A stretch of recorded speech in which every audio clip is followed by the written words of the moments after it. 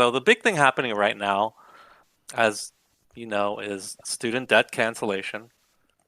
Our president has decreed that he'll cancel a certain amount of debt for people.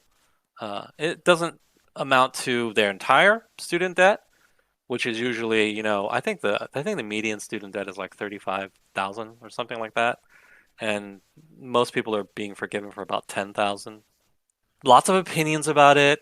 Of course, we have our own. So one of the things going around as a counter argument or as a criticism to this, a lot of people say, "Well, I paid my student debt already, so it's unfair to me." And a lot of people have a lot of responses to this, and not all of them are, you know, unfounded. Like they show a lot of memes about the trolley problem, et cetera, et cetera. I don't think that is the best argument against it, though. The argument that, hey, I paid my student loan, so why shouldn't you pay your student loan? I think the better argument is that the way they're paying for this is by just printing money. They're not actually going out and billing Elon Musk or whatever whatever progressive people think is happening in their minds. They're not billing Elon Musk and paying off somebody's student loan. They're just sort of printing money and paying that student loan, or in a roundabout way, they're just printing money to pay that loan. Right. Well, I mean, Um, okay, but if you which think about, so I'm going to try to put myself in kind of a simplistic mindset, right? If you just hear about the headline that they're canceling $10,000 of debt, I think I mean, what a person would imagine happen as a result of that, I think is pretty straightforward, right? Like you just imagine somebody is like a ledger, and there's a number on that ledger which is yes, X amount, right, and you just imagine, okay, I'm gonna subtract $10,000 from this person's, this ledger, yes, and so where it said 34, and now it says correct, 24, right? correct, correct. But then they don't That think is about that is what the happens, ramification. Yep, that's right. But they right? don't think about the ramifications of that. Like, so what does that Yeah, mean actually? just like most stupid people, they don't think about the second and third order consequences, right? Right. So how is that hole going to be filled? It's going to be filled. By the way, you think it's not going to be, it's going to be filled, and it's just going to be filled by monetary policy, basically money printing. It's a fancy way of saying that. And money printing results in inflation. We all know this. If you don't know this, then you should go back and take Econ 101. Okay? So the worst thing about it is inflation is a regressive tax, meaning that it affects poor people and middle class people far more than rich people. Think about it. When you go to the gas pump, it really hurts that gas costs more. But when Elon Musk goes to the gas pump, it's just like an irrelevant amount for him. Well, actually, he doesn't go to the gas pump because he has Teslas. But when a rich person goes to a gas pump, they don't care. It's a small percentage of, food, gas, etc., even housing is a small percent of their income, net worth. But for working class people and for poor people, inflation is very damaging. And those people are hurt the most by this essentially tax, right? They are taxing you. Now, taxing people to do things is not in itself a bad thing. Like sometimes things are needed, sometimes taxes are needed. But in this case, I have to say, it's a lot of people getting really worthless degrees that they should not have even entered into a contractual agreement to get. They don't do anything with these. They're psych degrees. They're like whatever, like ethnic studies, sociology. I still don't, I've been to college. I still don't, I've known sociology majors. I still don't know what the fuck a sociology major does. So they get these things that are not worth anything. They essentially bought something that's very expensive but has very little practical value. And now you have to pay for it. And by you, I really mean middle class people and lower class people because inflation is how they're going to pay. And wrapped up in this group of people are tons of people who didn't even go to college. So I think the more compelling argument is to ask, why does the lady who cleans hotel rooms, Yep. why does she have to pay for a middle class girl who just didn't was like not thinking about money or being pragmatic at 18, and went to, Michigan University or Brown or, UCLA or wherever and got a worthless degree, why does a lady cleaning hotel rooms need to pay for this girl's mistake, Right. essentially? And Right. I think most people would say, "Oh, that feels wrong. I don't feel like she should have to at all." You see, whenever they say, "Oh, the people who already paid, you guys can afford to pay," it's like, well, I agree. If somebody graduated from, MIT and has a STEM, well, it's going to be STEM because it's MIT, but they got a STEM degree, they have a great job, they're making well over six figures. Yeah, it's no big deal for that guy to pay for this, to be taxed a little bit more. But that's not who you're taxing. You're actually taxing through inflation the the maid who's cleaning your room, the gardener who's doing your landscaping. I'm not trying to like down gardeners either. Like a lot of gardeners, landscapers make a ton of money, but Yeah. these, My gardener accepts yeah, cash yeah, he's or probably check. rich. But people who didn't go to college, didn't make this mistake of getting a worthless degree. Why should they foot your bill? Why should they bear the burden of your mistake? I just think that's wrong. I just think it's morally wrong. I think it's because you can pay. We just keep billing you for the rest of your life if needs be. But I would rather bill you for the rest of your life than bill the maid or bill the landscaper or gardener because they don't deserve to bear the brunt of your mistake. So when you're talking about, oh, who pays for it?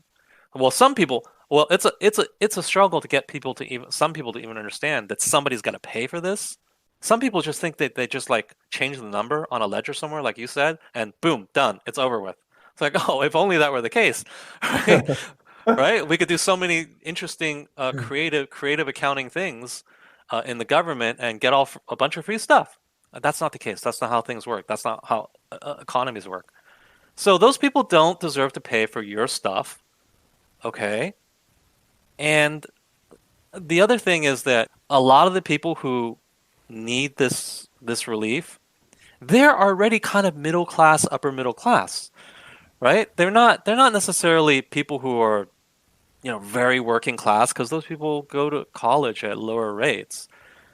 But what's remarkable to me and hypocritical is a ton of these people who agitate for student debt relief are the same kind of people who complain when there's tax cuts for the rich, or they think taxing the rich will solve everything.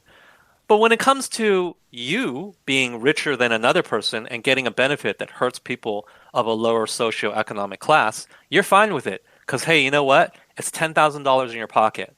So you're a hypocrite because, well, is it not the same situation? You are better off than the maid cleaning your hotel room, and yet you're okay with a policy that hurts her in favor of you because you get $10,000 out of it. Well, it's the same reason why a person who, is rich and complains about the capital gains tax doesn't care whether it quote unquote hurts you or whatever.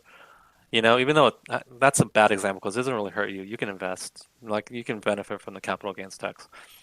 But you are just being a hypocrite because you rail against these tax cuts for the rich, and yet when it comes time for you to benefit on the backs of those people who are quote unquote beneath you in a socio-economic way, you're just fine with it.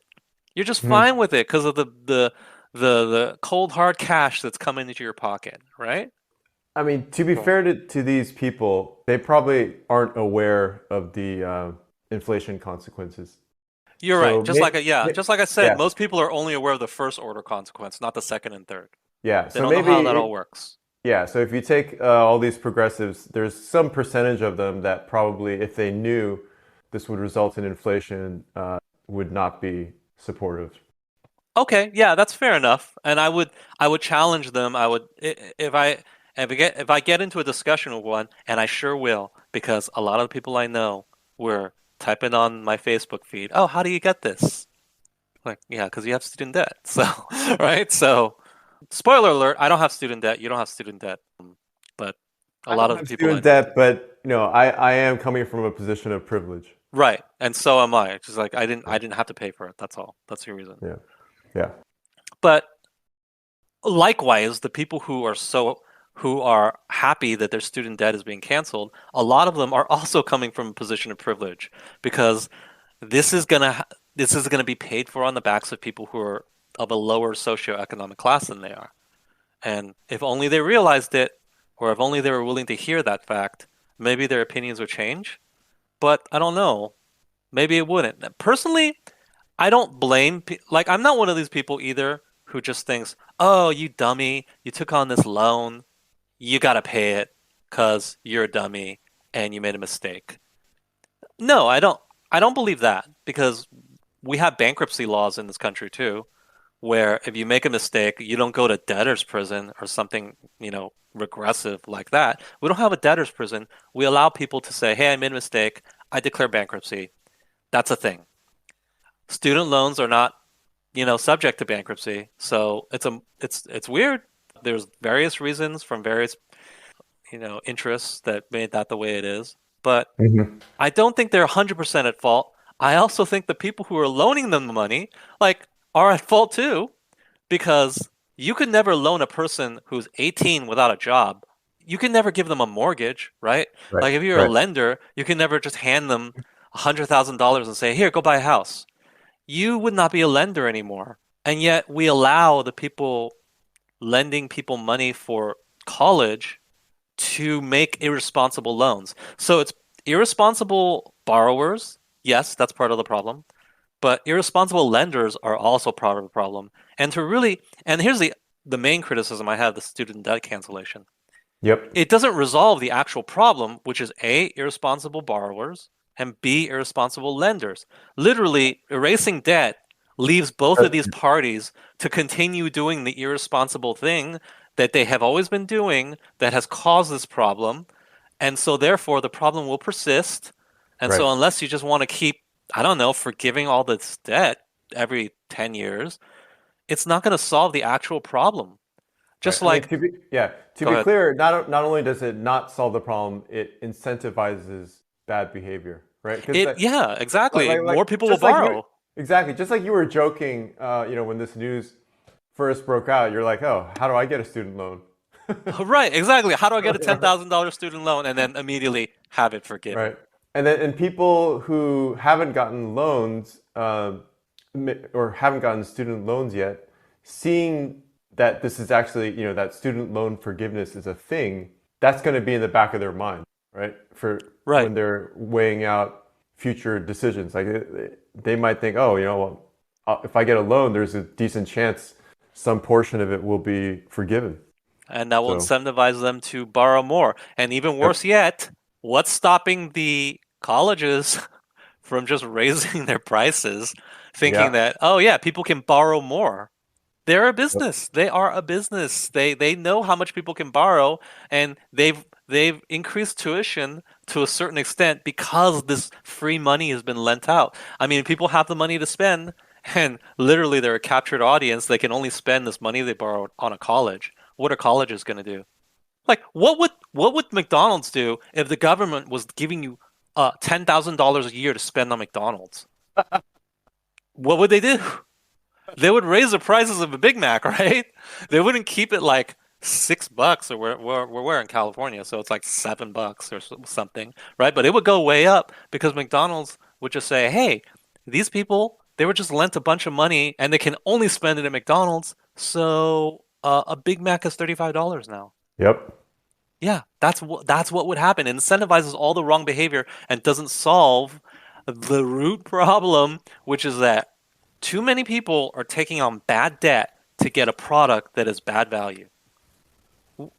The solution probably lies in creating more responsible lending practices, just like we did after, the housing crash, creating more responsible borrowers by maybe educating people about, hey, are you looking to spend $100,000 on a college degree? Run your degree through this, site, and it will tell you how much money you'll make at your job afterwards. And then Hmm. when they look at that number, they'll say, wait, I'm only going to make 45K a year after spending this 100,000. I think even the dumbest amongst us would probably look at that and say, this isn't like a great deal. And then present them alternatives like, do you want to go to trade school? If you go to trade school, you only spend this much, and look at you can make this much afterwards. And a lot of these things will just by educating people, they'll be compelling alternatives, and you'll create fewer bad borrowers, irresponsible borrowers, and create fewer irresponsible lenders. That would actually solve the problem. Now, if in the meantime you just want to give some people relief one time by debt relief, okay, maybe I can maybe get on board with that. You're the maid cleaning your hotel room maybe isn't so happy, but well, I mean, we've all been screwed by the government in one way or another. Being screwed on a one-off is, not the worst thing in the world, I guess. But it's But never a one-off. it's very rarely a one-off.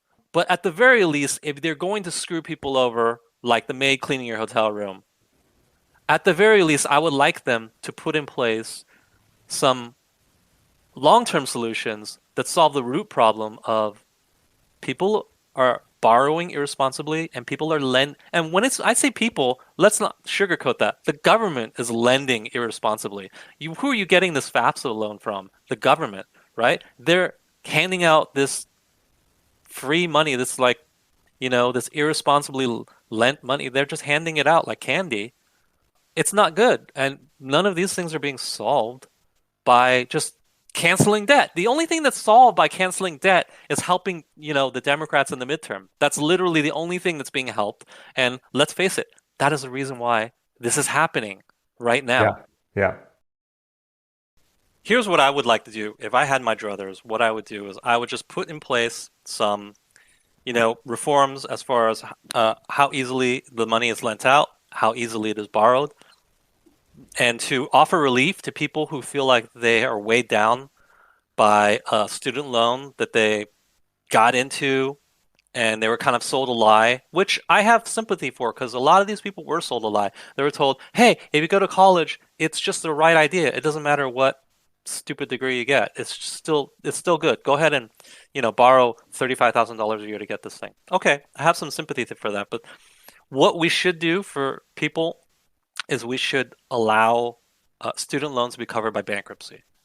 So the difference between just a blanket uh, debt forgiveness and bankruptcy is that in bankruptcy you have to prove some sort of financial hardship, and also you you have some personal accountability and consequence for declaring bankruptcy. Like it hurts. You have to set up a some kind of payment program maybe, um, and you have to prove, like I said, you have to prove some sort of hardship. This will filter out people who are sort of fine. They can pay back their loans. Like we don't need to hand out $10,000 to the person who is fine. They have a good job. They can pay back their loans.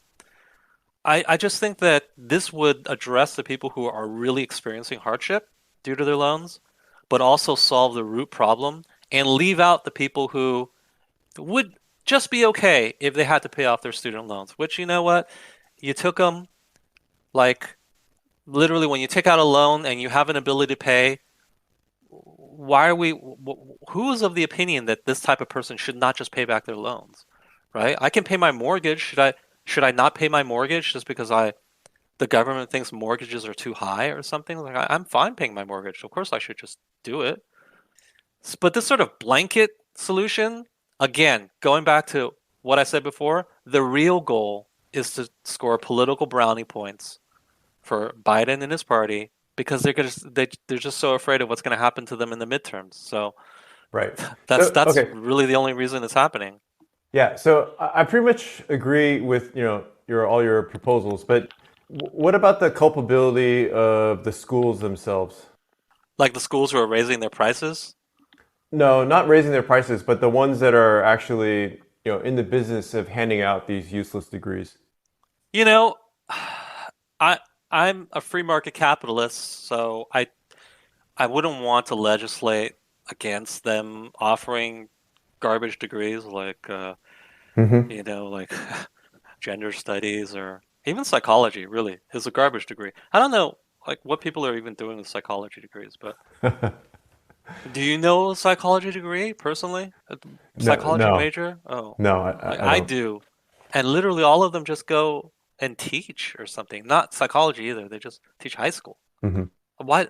Well, if you're just going to teach high school, why don't we just have an education major and you can get through it in 4 years? Why do you have to do Oh 4 years man, of psychology and then you, get like you've a you've heard about master's? how sort of corrupted these education degrees are, right? No, I mean I can imagine this just like a money grab. There is, I mean, I think there is an argument out there basically saying that these education schools are actually at the root of our sort of wokeness problem, or Probably. they're at I least don't doubt down, it. yeah, they're at least down near the root if they're not the root itself.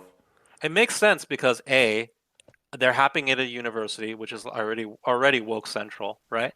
And B, let's be real. I right now could walk into a high school and teach a high school class on a subject that I'm vaguely familiar with. If I'm not that familiar with it, I could just teach from the textbook and it would be fine, right? Yep, yep. I guarantee you, I'm a reasonably intelligent person. I graduated from college. I can teach a high school class. All right, I'm not afraid of standing in front of people, so I could teach a high school class. What are these people doing for 3 years getting their master's in education? Literally nothing. Whatever they're learning, it's literally nothing. I have a feeling, so the people teaching it realize this. So what are they filling that actual time with?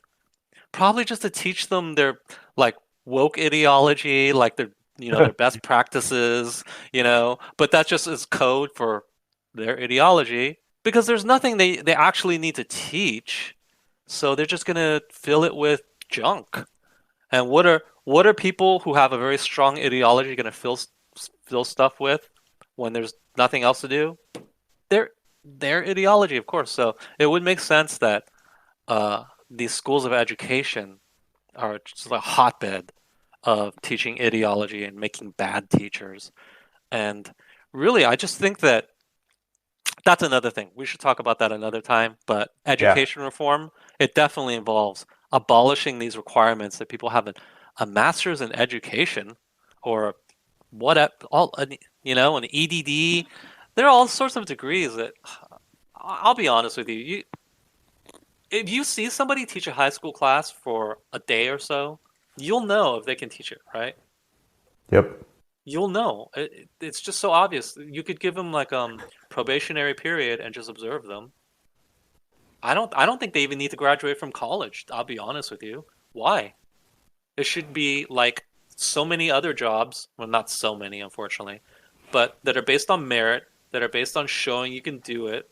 Like when you want to be a coder, you don't go up there and say, "Hey, I have a master's in coding." What do they ask you to do? They ask you to do some coding, right? When they ask you if you want to be a football player, what do you have to do? Show them you playing football. Go through the football drills. They don't say, "Do you have a master's in football?" No. No. Teaching high school should be the same thing. It's not even hard. I could go do it right now. So, you're right. That is definitely part of the issue. Hey, I want to I want to link the video I'm talking about. So, if there's for listeners, if they wanted to research this idea that education schools are at the root of this wokeness problem, they can check out that Mm. video. Okay.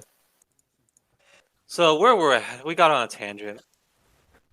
Right. So I'm not unsympathetic to people who need debt relief, but I think that student debt should be covered by bankruptcy, and people who really need that relief can go to bankruptcy court, just like people who really need relief from other kinds of debt.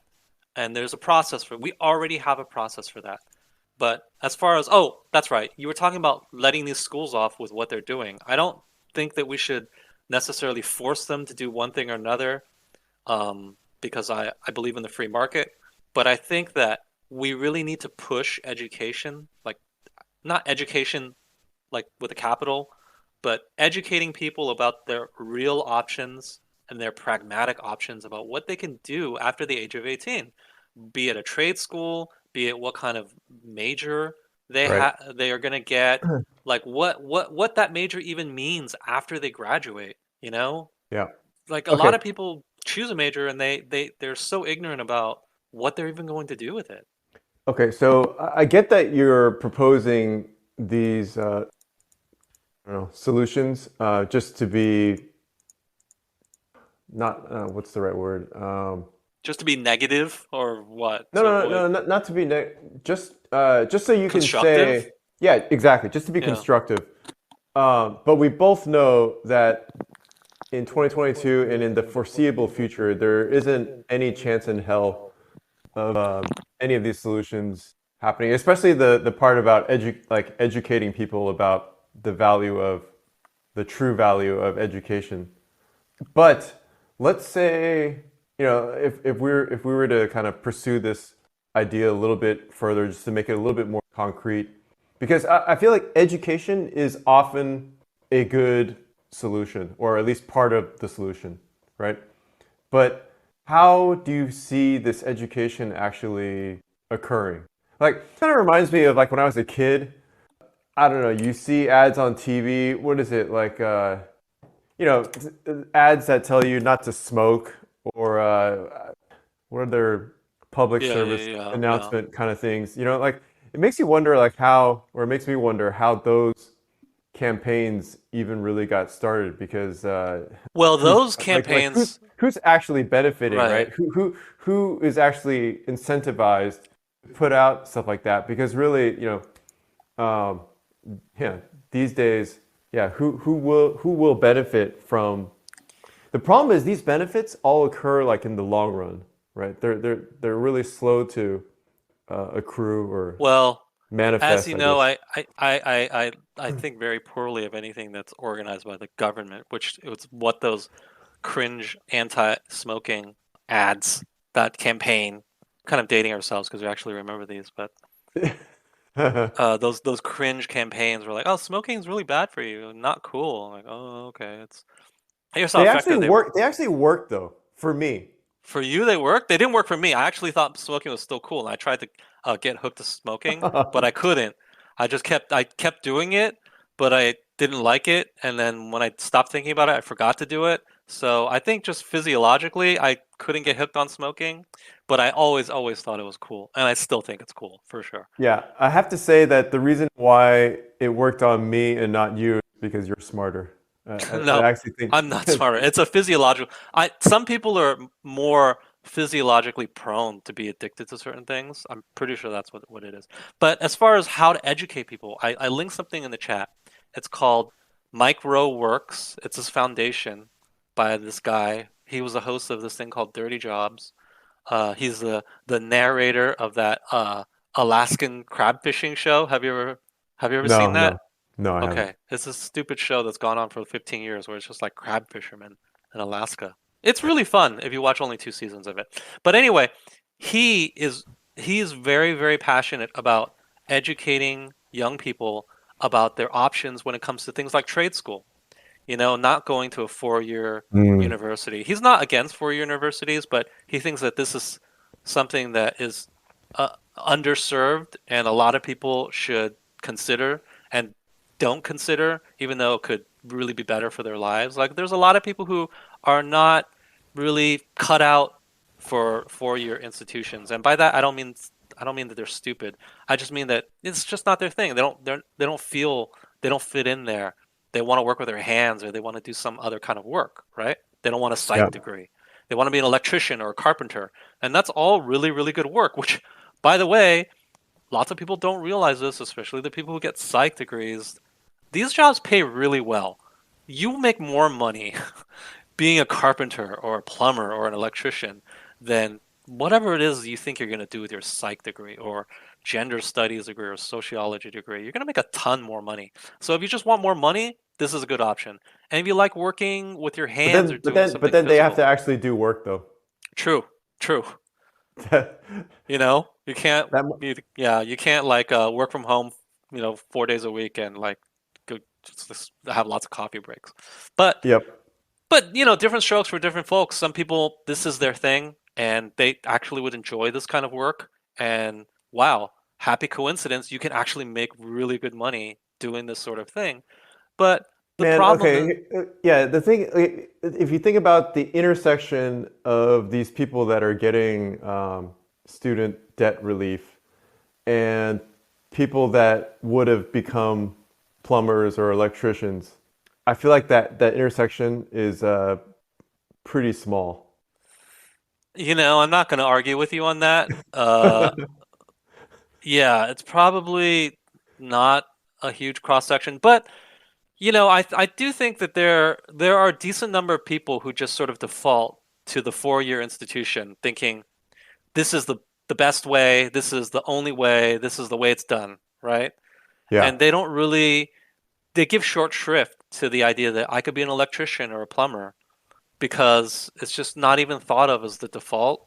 Or in some circles, it's maybe even looked down upon because it's blue collar work. That's a stigma that we have, even though a lot of these blue collar jobs pay a lot more, honestly. Hmm. But it's just people don't default to it. And this organization that I link, MicroWorks, it does a good job, I think, of educating people.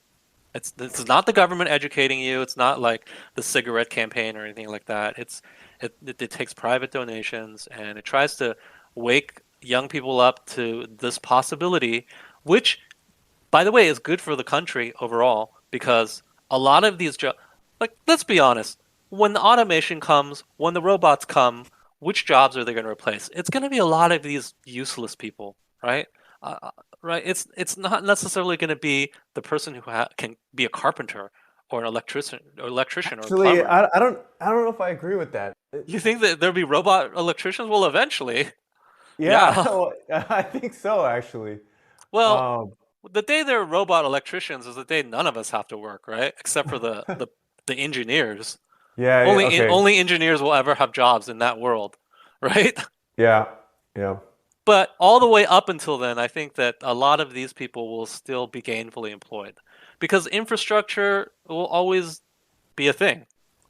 We'll always need houses to be built. We'll always need, the electric grid to be maintained, things to be fixed. You Need, could you know, imagine a future where, building houses is just completely automated, right? Like that's, I can't, but that would be wonderful. I mean, It's that's not what probably these, not in our that's what, lifetime. you think so? Well, okay, it depends. A certain subset of houses probably for Well, sure. even 3D printed houses will need some blue collar type workers to sort of maintain it or to facilitate it, don't you think?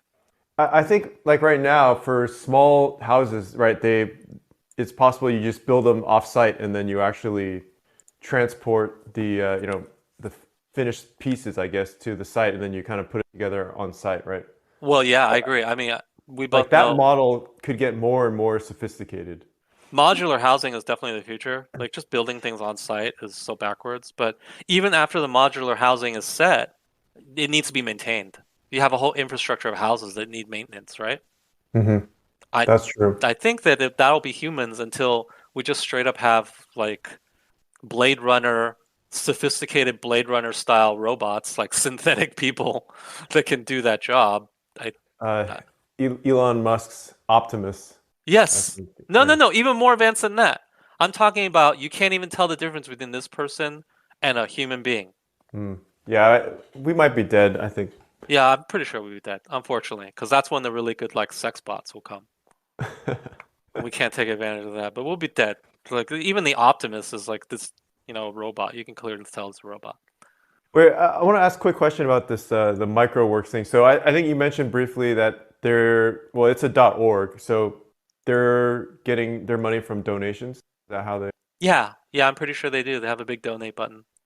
do they have any other source of revenue? I'm not sure. I'm only vaguely familiar with it because I'm a big fan of Mike Rowe, and he talks Hmm. about it all the time. They have scholarships, they take, yeah, as he said, the website's a .org. I think that's binding, right? You can't put .org. No, I guess you can make anything .org. No, no, no, no. I think it probably there's I think there's rules Oh, around okay. So yeah, they take donations. They're a nonprofit, is what we're trying to say. So do you like this is something where because I just don't know anything. Is there any do you see any model working where somehow tax dollars actually flow into an organization like this? Yeah, it's always possible. I mean, you could redirect tax dollars to almost anything Hmm. if the government feels that this is a good thing to do. but they Yeah. just seem so invested in making everybody go to a four-year university and taking out a fat student loan. It almost seems like there's an ulterior motive there, like somebody's telling you, "Hey, borrow this money." No, trust me, it's for something good. It, you'll be paying me interest though. Like, oh, that sounds like it's for your benefit, right? That's what it It, sounds like. But then when the government tells yeah. you to do that, you think, oh, they're looking out for me. But when you think about it, like it's like, let's say it's a guy down the street, and the guy down the street says, hey, do you want to go to college? Yeah, but I don't have money. Hey, what if I give you $100,000? Okay, what's the interest rate? It's not that high. You should totally go because you know what? College is the only way you can succeed. Would you believe that guy down the street? No, you wouldn't. You probably assume that he's got an angle on you or some ulterior motive. Probably just wants you to pay him interest for a long, long Yeah. time. That's what you would think of the guy down the street. But when the government tells you, hey, you want this college loan? It's really easy. Easy to fill out your FAFSA. Yeah. You don't think that of them. And Yeah, I think you people would probably think, should. yeah, people think something come from the government has basically been vetted, right? Or Like, even altruistic. mhm. And I don't know if this is like too black pill for people, but you should probably not assume anything the government does is altruistic. Just that's newsflash. You probably shouldn't think that. But yet, what do they think when the government offers them a loan for something that is really expensive? Oh, they think, oh, it's for my own good. They want me to be educated. That's what they think, So, right? so are you telling me that when I got my $1,400 stimmy check, that that wasn't an altruistic act from the No, it government? wasn't. It wasn't. It was an act of incompetence because you didn't deserve that check. You can't say that because I'm unemployed. Oh, I just, at the time you weren't. yeah. So, uh, people should be way more skeptical of anything the government does, even the things that they say, "Oh, it's for your it's totally for your benefit." This is one of the big ones. If a guy down the street offered to lend you $100,000 to go to buy something, not even to go to school. Let's erase that. To buy a product, because that is what an education is. At the end of the day, it's a product. It's not some, oh, I'm edifying myself and I'm becoming a better human being. Maybe back in, the 1400s when only a very select few could go to college, maybe it was that sort of deal. But now it's just a product. It's how much do you spend? What degree do you get? What benefits do you think that degree will confer upon you? It is a product. And the product is not a good value in most cases right now. And yet, the guy down the street is really, really exhorting you to buy this product. And it's no coincidence, I think, that he's the one lending you money to finance it. Yeah, I think the problem is that we know this, but But the average 18-year-old doesn't, and that's not to cap on that's not to down the average 18-year-old because when I was 18 I was dumb. I think most 18-year-olds are dumb. But that's where having more responsible lending practices comes into play. Like, should we be allowing these people to whisper in the ears of 18-year-olds that, hey, you should buy this $100,000 thing? In some cases, more, because a lot of these people they get a degree that's worthless, and then here's what they do when they get a degree that's worthless. Do they go to school to become a plumber and be like, oh, this was a dumb idea. I should get a practical job that makes money. No, what they do is they double down on this delusion and they get a PhD in that same thing, as if that will help and that will somehow magically solve it. They spend 5 more years and $100,000 more dollars, and now they have a $200,000 debt. They're paying, Mike down the street interest on this $200,000 loan. Uh, who's really, if it really was Joe Blow down the street lending you $200,000, we would look at it like a racket, like a scam. But we don't view the government that way because we just assume that they have our best interests at heart. You would never borrow that much money from the guy down the street to go get a product that didn't do anything for you for like 9 years, right? But that's what you're doing when you go to college, essentially. yeah, And that's dumb. I'm sorry, that's dumb. And we need to, reform this so that the people who are making these loans, like we have usury laws. You can't just You can't just be a loan shark in this country unfettered, right? There's laws against that. And you can't just borrow willy-nilly. When you go to borrow a house, they ask you tons of questions and ask for tons of documentation because they want to make sure you're a qualified borrower.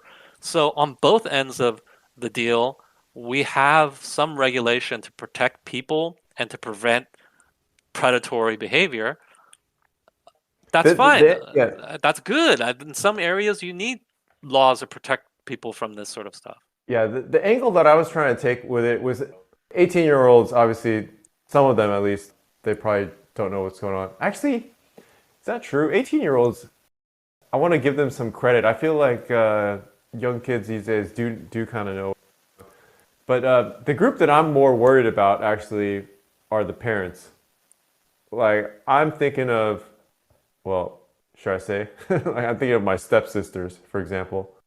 Keep going. Yeah. Um, yeah, yeah, I don't know if that's something. Just say your sisters. Okay, sure. Sure. Yeah. Okay. So yeah, I mean, I'm thinking of Well, them, eventually they and might hear this, so don't say anything too weird. well, it's not gonna be weird. It's just that it's not just my stepsisters. It's also dad. They just don't realize how things have sort of changed, even from the time that we went to college. I feel like, right?